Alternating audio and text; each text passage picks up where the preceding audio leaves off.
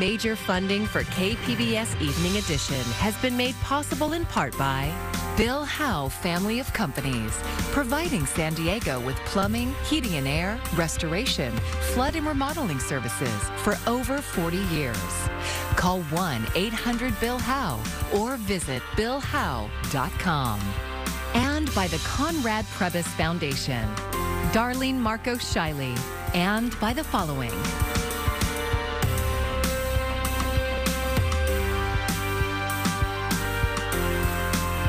And by viewers like you.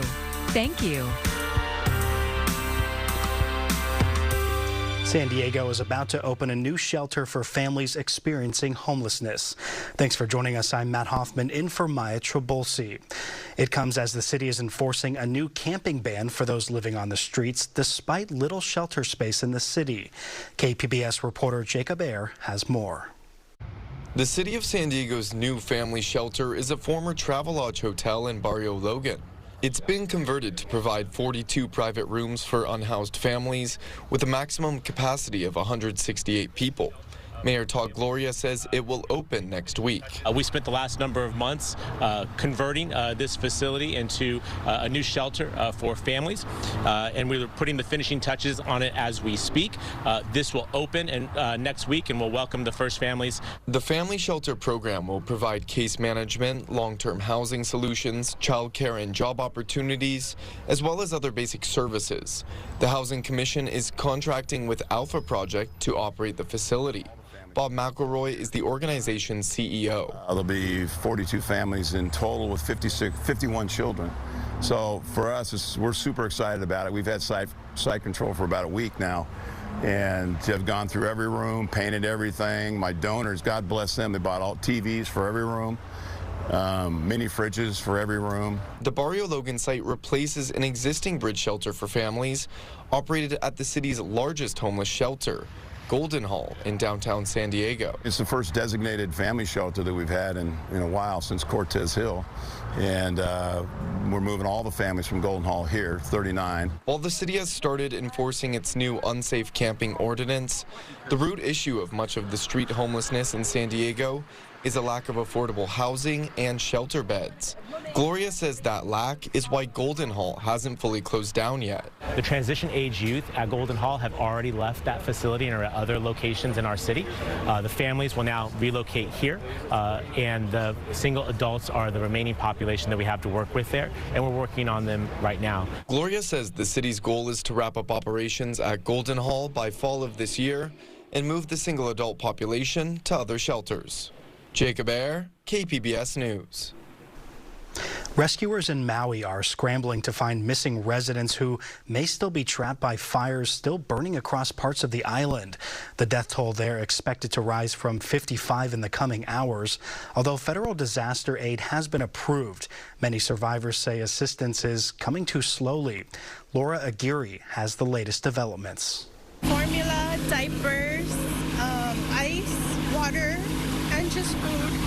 From a desperate young mother to an artist losing a 50-year collection. It hurts, man. It's a lifetime of work. Gone. The people and the landscape of Western Maui are forever changed. The fires are still raging here. There's not 100% containment. Local nonprofits and other groups are working to get supplies into the fire-ravaged areas any way they can. Churches, nonprofits are sending materials via boat to West Maui and via air.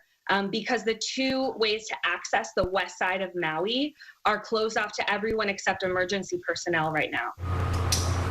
Cadaver dog search teams are arriving from stateside. Their mission will be grim. They need to go through property by property, house by house, just to see who's there. Many fire survivors are now questioning the public warning system in place. My phone got one ping as I was getting into my truck, and that was the only evacuation notice we had. That warning was completely useless. Cole Millington says the island's tsunami warning system should have been utilized. We're going to look at what is the communication and how could it be better. But future improvements do little to ease Maui's heartbreaking reality right now. The Maui police chief referred to Lahaina, the entire town, as a sacred burial ground. I'm Laura Aguirre for KPBS News. A San Diego business with direct ties to Maui is doing what it can to help. Cohen Restaurant Group owns a number of restaurants in San Diego and 2 in Maui. They say while the flames haven't threatened businesses, the fires have been devastating for employees. We haven't been able to reach several of our employees, and we even had some managers that slept in the restaurant because they were displaced from their homes. They're putting food together, and the employees that they're able to reach out to, they're bringing to the restaurant to be able to feed them and their family. The Cohen Restaurant Group launched a GoFundMe to help raise money for employees who lost their homes. At last check, they'd raised more than $18,000. If you'd like to help, visit the link on your screen now. I'm Ariella Scalise, and we're tracking the weather here, wrapping up the week, heading into our weekend, keeping some cooler temperatures, but then gradually warming up. We'll show you the forecast in just a few minutes. Firefighters are continuing to make progress on the Bunny Fire in Ramona. According to CAL FIRE's latest update, the fire has spread to 184 acres and was 80% contained. Crews are working to cut lines of control around the fire today. The fire started just before noon on Wednesday. No structural damage has been reported, and all evacuation orders have been lifted. The cause is still under investigation. COVID-19 hasn't gone away, and as I found out this summer, we're starting to see increases in people testing positive. In late May, San Diego County hit a low of 2.7% of COVID tests returning positive. That's been gradually increasing to where it's now reached 11.8%. The amount of COVID found in wastewater has also been ticking up, but is still relatively low. If you compare to even last year, or even the January 2 years ago, it is nowhere near there. So should we be concerned? I think we should be paying attention, and I think that's exactly what we're doing. This is not critical, this is not urgent, but it's something that we need to start paying attention to. Dr. William Sang with Kaiser San Diego says their system has recently seen a minor uptick in COVID-related hospitalizations. He says it's mainly in those over 50 with comorbidities. Like hypertension, diabetes, obesity, heart disease. Countywide, COVID hospitalizations are also slightly increasing, but they're not as high as years past. Scripps Health, for instance, had 30 patients admitted Friday. That's compared to only 18 4 Fridays ago. The EG5 COVID strain has quickly become the dominant subvariant across the U.S. The World Health Organization calls it a variant of interest. The fact that it became more dominant and outcompeted the others so quickly means that it may be more contagious. But what we're seeing from the WHO is that it's not causing more severe cases. There's no evidence that it is more virulent. Dr. Sang says most people have some level of protection from vaccines or previous infections. Vaccines are still recommended, especially those at high risk. The CDC says updated vaccines are expected to roll out sometime this fall. San Diego MTS held a grand opening today of a new transit-oriented housing complex. Elected officials, along with Greystone executives, cut the ribbon on the Union Grantville student housing complex. It comes just days before move-in next week at San Diego State University, just a few stops away with the trolley. MTS officials say the project will add much-needed housing for the region. And not only does this development provide homes, it provides access to jobs and education. That is very important to MTS. 2/3 of our passengers are taking transit to school or to work. Rent for the fully furnished student apartments start at $2,600 a month, and that's for a one-bedroom. The 250-unit Union Grantville is one of 2 housing projects on the site. Just next door is the Shoreline Complex. That will offer 124 affordable apartment units, and that's expected to be completed in just a few months. As college students prepare to begin the fall semester, there is a major change coming by the end of the year that will impact financial aid. KPBS education reporter MG Perez has details. Star Pleasant is already doing her homework in the financial aid office here at San Diego City College. She is about to begin her final semester in order to graduate from the esthetician program. Life happened and she lost funding, which she is now appealing. Last term, I had a newborn, and he came quite a bit early. And so, unfortunately, I had to step away from classes. If you go today and get that amount, come back before 6. This office is where the semester often starts for students trying to maneuver financial aid challenges. And the free application for federal student aid, known as the FAFSA, is the key. For the first time in 40 years, the FAFSA is downsizing. The financial aid form will go from 100 questions to just 30 or 40. There will be more opportunities to qualify, and financial data will be shared directly from the IRS. But the clock is ticking. Usually the FAFSA is open in October. Now it's going to be open sometime in December, so that's 3 months that we're cutting away from families and students. There is so much new information. This group of financial aid professionals and state student aid officials came together this morning at City College. They were here to educate themselves and collaborate on how to communicate details of the new FAFSA to teachers, students, families, and community organizations who support them. With all the changes, which are really, really big deal things, we want to go ahead and make sure that we communicate that. California is large, so for us, the challenge is to make sure that we're reaching all these different populations. In just a week and a couple of days, classes for the fall semester will begin on college campuses across the county.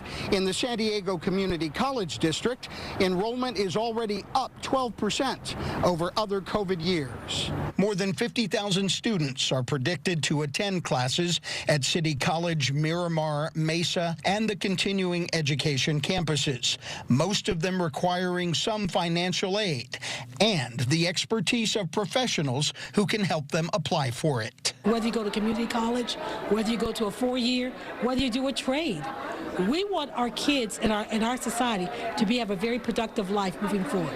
Star Pleasant is well on her way. MG Perez, KPBS News. There's a chance that Tinseltown will be sparkling once again. The Writers Guild of America and Hollywood studios are having a sit-down today to resume negotiations. John Lawrence reports.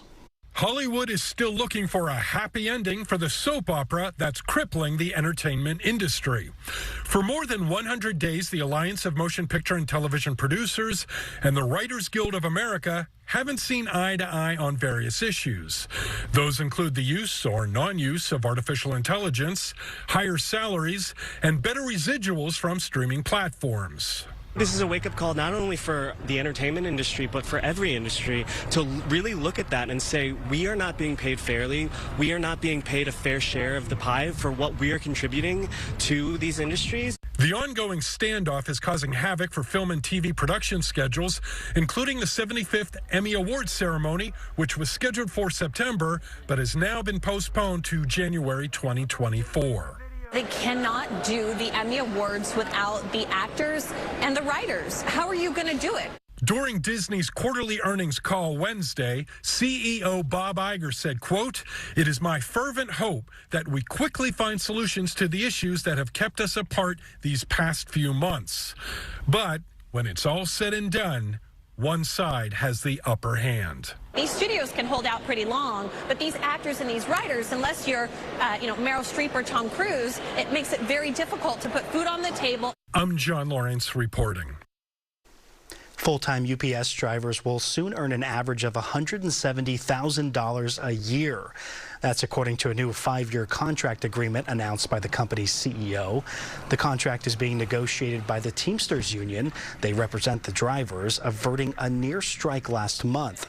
UPS says part-time drivers will make at least $25 an hour and also receive full-time health care and pension benefits. It also includes changes to working conditions, like air conditioning inside of UPS vehicles. Voting on the proposed contract will continue until August 22nd. Grocery shopping is now more convenient for those who receive food assistance. SDSU's Miro Kopik tells us how the SNAP program is modernizing in the Friday Business Report.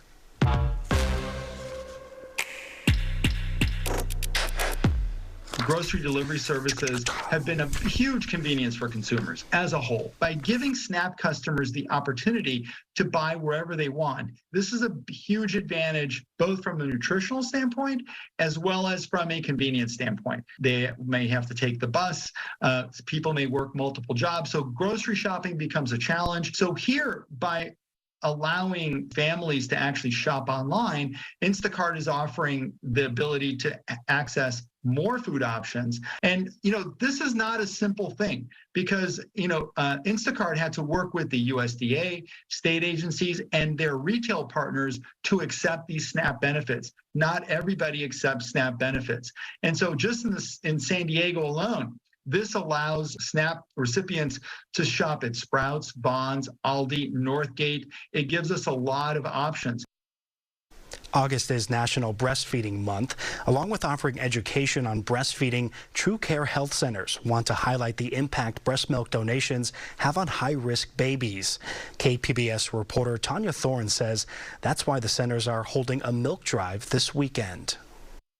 During Breastfeeding Awareness Month, True Care Health Centers in San Diego want to highlight the value human milk holds. Breastfeeding is the natural, normal, biological, normal way to feed a baby. And from a healthcare standpoint, it's the best preventive medicine. Kim Spicon is a lactation consultant with True Care. She says part of her job includes helping breastfeeding moms with education and support. We know that most moms want to breastfeed, and they start off breastfeeding, but continuing to breastfeed for 6 months or longer, which is the preference for optimal health outcomes, they need help. Spicon says breastfeeding moms need support from their families as well as workplaces, as many return to work. Part of raising awareness this month includes ensuring workplaces provide adequate accommodations for breastfeeding moms. But some moms also produce more milk than their babies need, and that milk can be donated to help at-risk babies in hospitals. Something Christina Davies is familiar with, because when she delivered her son, there were complications and she wasn't producing milk yet.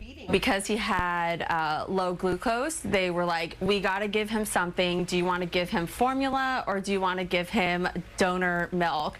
And we opted for the donor milk route. Davies now pays that gesture forward and donates her own breast milk to help other at-risk babies. Because of that, and once I realized I had this stash, I was like, I'm gonna donate my milk to give another family that option to give their baby donated milk at birth.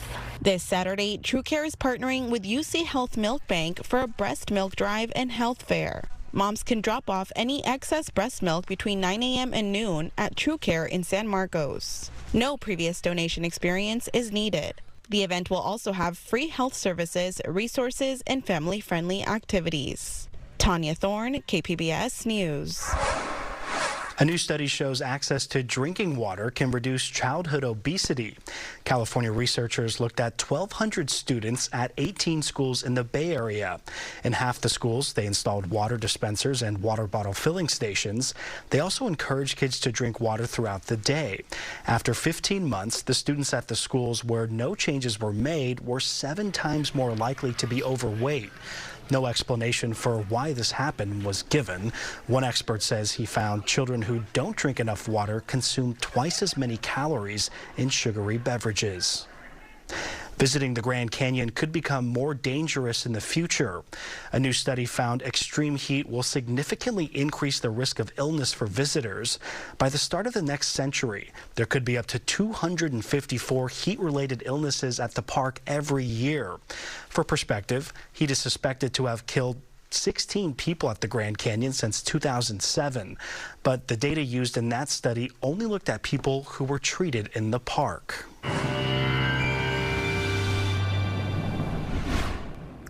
Well, we've been seeing and feeling temperatures below average. That does look to continue throughout our weekend before we'll watch a gradual warming trend on the way. Any kind of showers and thunderstorm chances do stay to the high deserts and throughout parts of the mountains, so things are looking mainly dry for us here over the next couple of days.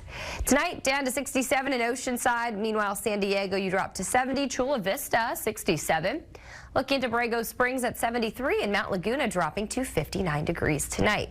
Thunderstorms throughout parts of the southwest tomorrow are going to be around the Four Corners. Meanwhile, California, we are staying warm, we are staying dry for good outdoor plans as we head into our Saturday. Temperatures 76 for San Diego, Borrego Springs at 100, Mount Laguna 66. Oceanside, you'll see about 78 degrees, and Chula Vista temperatures into the upper 70s. Heading into the day on Sunday, tracking this low well to our north, so I do think we'll still stay dry, but we'll see some of those thunderstorms continuing to be into Nevada, and we'll see more of that moving through Phoenix and Albuquerque as we head into the day on Sunday. Meanwhile, at the coast, things are clear. It's staying humid, though, this weekend, upper 70s. It does look like we'll still see 77 on Monday, but then, as I mentioned, that warming trend on the way as we head into next week, so low 80s for Tuesday and Wednesday. Inland, we will also notice this temperature climb, so enjoy the low 80s while we have them this weekend, because we're back to the mid to upper 80s Monday and Tuesday, and then a hotter day on Wednesday at 91. Into the mountains, we are staying into the mid to upper 60s, and then a slower increase in temperatures Tuesday and Wednesday, temperatures into the lower 70s. And we may have had a break from the triple-digit heat into the deserts over the last couple of days, but temperatures are climbing. 100 for Saturday, 101 on Sunday, and then it looks to get even hotter with the peak of the heat coming as we head into Tuesday. Temperatures near 109, and it still stays very hot on Wednesday with a high near 108. For KPBS News, I'm Ariella Scalise. If you're looking to add some zest to your weekend plans, downtown Chula Vista's 3rd Avenue will host the Lemon Festival. It pays tribute to the city's agricultural history. It was once known as the lemon capital of the world. This year's festival includes 2 stages of live music, a lemon cook-off, kids' activities, arts, crafts, vendors, food, wine, even a beer garden. It's all happening tomorrow from 11 a.m. through 6 p.m., and it's free to attend. San Diego drag queen Flamy Grant recently topped the iTunes Christian music charts. KPBS reporter Katie Hyson, she sat down with the artist to learn the story behind this historic moment. Matthew Lovegood grew up in what they describe as a religious bubble in North Carolina. My church was super fundamentalist, very, literal interpretation of the Bible, very patriarchal, very strict. So I did not become a drag queen until I was nearly 40. I spent a long time avoiding this fate right here. Lovegood, now out as non-binary and gay, learned early not to explore gender. I definitely got the message from a really early age that this is not how a boy behaves, this is not how a boy dresses. You need to fit in better with the other boys. Lovegood became a worship pastor, and in their late 20s moved to San Diego to start a new church. During that time, they began to question what they'd been taught and embrace that they were gay. So when I did, I got kicked out of that church. It was very hard. Lovegood says it was through doing drag that they ultimately decided to stay in the Christian church. When I started doing drag, it was inner child work for me. Sitting in my bedroom, painting my face, and talking to that younger version of myself and saying, okay, for years, for your whole life, for 30 years, you've carried this belief that something about you is broken and wrong and sinful and unworthy and unlovable. And what we're gonna do now is let that kid know, you're okay, baby. Giving yourself the permission to believe in your own goodness. A pastor friend invited them to give a sermon as their drag queen persona, Flamy Grant. Their practice video went viral on TikTok. Well, I can't wait to see what you make of your second act. I spent the entire day just scrolling through comments of people saying, this makes me feel seen and makes me feel safe, which is what drag was doing for me, making me feel seen. It was the first time I had an inclination that my drag was not just for me, it was for other people too. Lovegood saw there was a role for them to play in Christianity. I feel like it's important for some people to take up space in the church when there's no representation for the thing that you're doing. Then, in July, Flamy Grant posed for a photo with several well-known Christian musicians from the 90s. Somehow that photo got to Sean Foyt, who is a conservative worship leader. Foyt took to Twitter. This is the end goal of deconstruction. Derek Webb, a former Christian musician, collaborating with a drag queen. It's truly the last days. And I just replied back, end goal, baby, no. We're just getting started. He came back and said, well, good thing that hardly anyone listens to you or cares what you do, which is not a thing you say to a drag queen. You just don't. Because if there's one thing that drag performers everywhere have in common, is that we know how to capitalize on a moment. We know how to how to take something that is intended for our harm and turn it into our good. Lovegood asked their TikTok followers to propel their nearly year-old album, Bible Belt Baby, onto the iTunes Christian music charts. I rolled the dice, knowing what I know about the queer community. That was a good bet. The album hit #1 shortly after. Flamy Grant was soon in the headlines of Rolling Stone, Billboard, and Paste magazine. There are a lot of people looking at this moment and how I'm behaving, and I want them to see that there is such a good life for you after you leave high-demand toxic religion. You don't have to leave your entire faith structure. You can stick around and just do it better. In a couple weeks, Lovegood and their husband plan to move back to North Carolina. I'm still a Southern kid at heart, and I feel like my drag will fit well in the South. I want to make an impact where laws are literally being passed against queer people, trans people. In one of their last local performances, Lovegood performed a song from Flamy to young Matthew.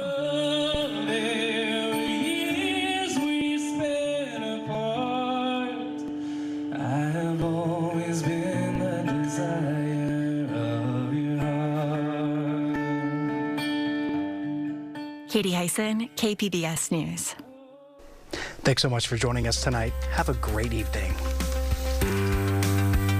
Major funding for KPBS Evening Edition has been made possible in part by Bill Howe Family of Companies, providing San Diego with plumbing, heating and air, restoration, flood and remodeling services for over 40 years. Call 1-800-BILL-HOWE or visit billhowe.com. And by the Conrad Previs Foundation, Darlene Marco Shiley, and by the following.